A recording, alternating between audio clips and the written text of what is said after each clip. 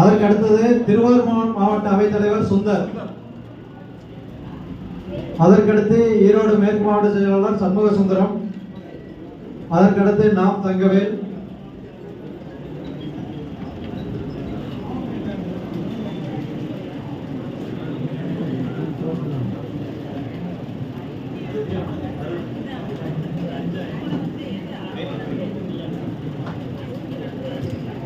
அனைவருக்கும் வணக்கம்.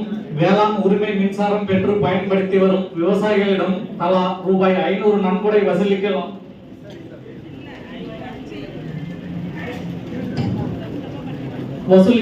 ஊராட்சி செயலாளராக பொறுப்பேற்று செயல்பட வேண்டும் என பொதுக்குழு வாயிலாக கேட்டுக்கொள்கிறோம் என்று தீர்மானம் நிறைவேற்றப்படுகிறது.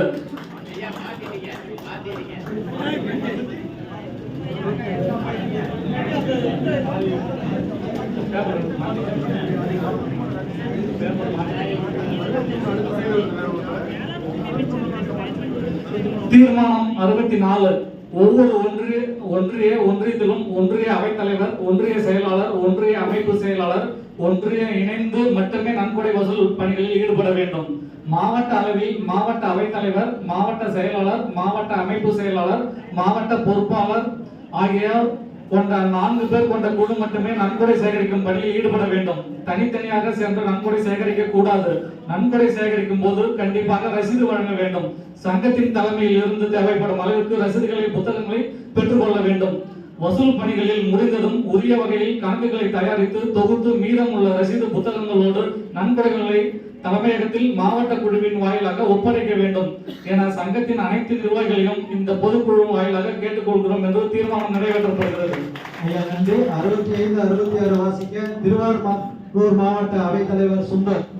தீர்மானம் 65. சங்கத்தின் ஒவ்வொரு கிளையும் ஆண்டுக்கு ரூ.1000 ஒவ்வொரு ஒன்றிய குழுவும், ஆண்டுதோறும் ரூ.5000 ஒவ்வொரு மாவட்ட குழுவும், ஆண்டுதோறும் ரூ.50,000 சங்கத்தின் அணிகள் மற்றும் இயக்கங்கள் ஆண்டு செலவு போக மீதமிருக்கும் தொகையில் 20% தலைமையகத்திற்கு நன்கொடையாக வழங்க வேண்டும் என இந்த பொதுக்குழு வாயிலாக கேட்டுக்கொள்கிறோம். தீர்மானம் 66. ஒவ்வொரு மாவட்ட குழுவும் சங்கத்திற்காக மாவட்டத்தின் மைய பகுதியில் அலுவலகம் திறக்க வேண்டும் என இந்த பொதுக்குழு வாயிலாக கேட்டுக்கொள்கிறோம். நன்றி. ஐயா நன்றி. அடுத்து ஈரோடு மேற்கு மாவட்ட செயலாளர் சண்முக சுந்தரம். 67.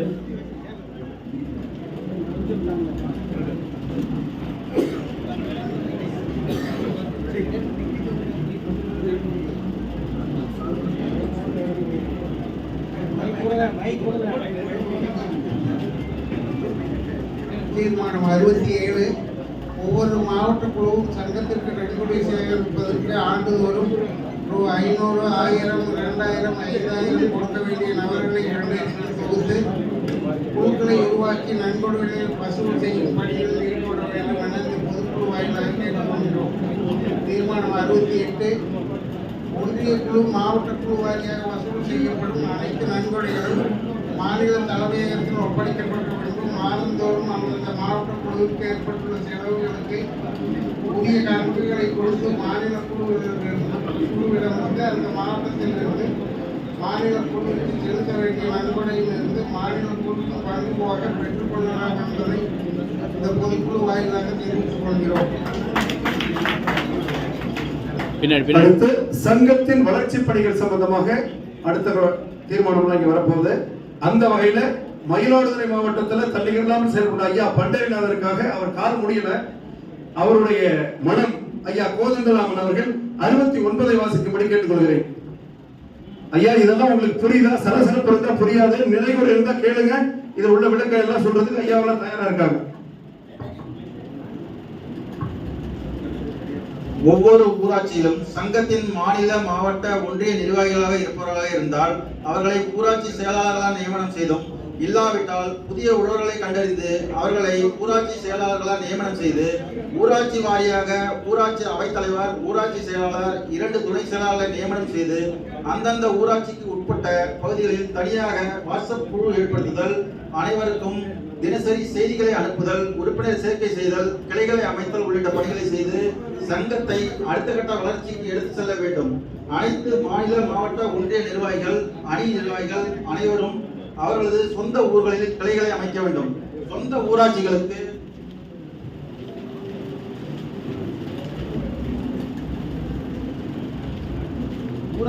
ஊராட்சி செயலாளர்களாக பொறுப்பேற்று செயல்பட வேண்டும் என பொதுக்குழு வாயிலாக கேட்டுக்கொள்கிறோம். உறுப்பினர் சேர்க்கை 70.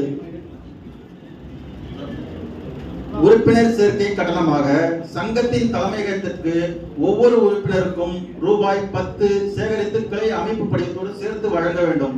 முதலில் உறுப்பினராக சேர்ப்பதற்கு அடையாள அட்டை அச்சிட்டு கொடுப்பதற்கு ஒட்டுமொத்தமாக ரூபாய் 100 பெற்று அதில் 10 ரூபாயை ஆயுள் உறுப்பினர் கட்டமாக மாநில தலைமையகத்துக்கு செலுத்த வேண்டும் என பொதுக்குழு வாயிலாக கேட்டுக்கொள்கிறோம்.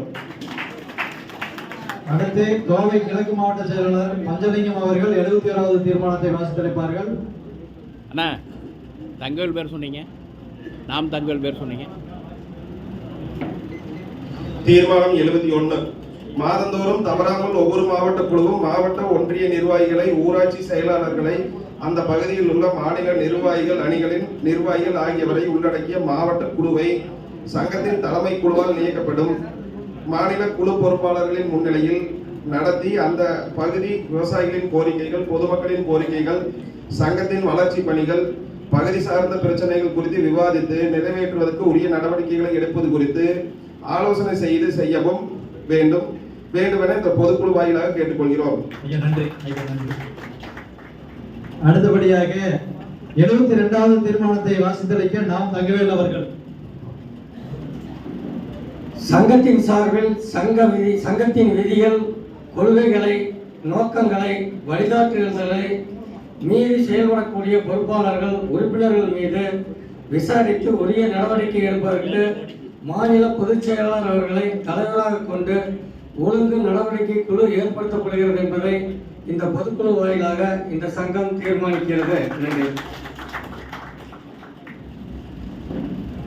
மாவட்ட மகளிரணி சௌந்தர்யா அவர்கள் 73வது தீர்மானத்தை முன்மொழிகிறார். தீர்மானம் 73. சங்கத்தின் சார்பில் ஒவ்வொரு ஆண்டும் உரிமை மின்சார போராட்டத்தில் வீரமரணம் அடைந்த 64 உழவர் போராளிகளுக்கு வீரவணக்கம் செலுத்துவதற்காக ஜூலை 5 அன்று வீரவணக்க நாளை கடைபிடித்து ஒவ்வொரு மாவட்டத்திலும் வீரவணக்க பேரணி நடத்த வேண்டும் என இந்த பொதுக்குழு வாயிலாக சங்கத்தின் அனைத்து மாவட்ட குழுக்களையும் கேட்டுக்கொள்கிறோம். அடுத்து 74வது தீர்மானத்தை வாசிக்க கள்ளக்குறிச்சி ஒன்றிய செயலாளர் ராஜீவ் காந்தி. கொஞ்சம்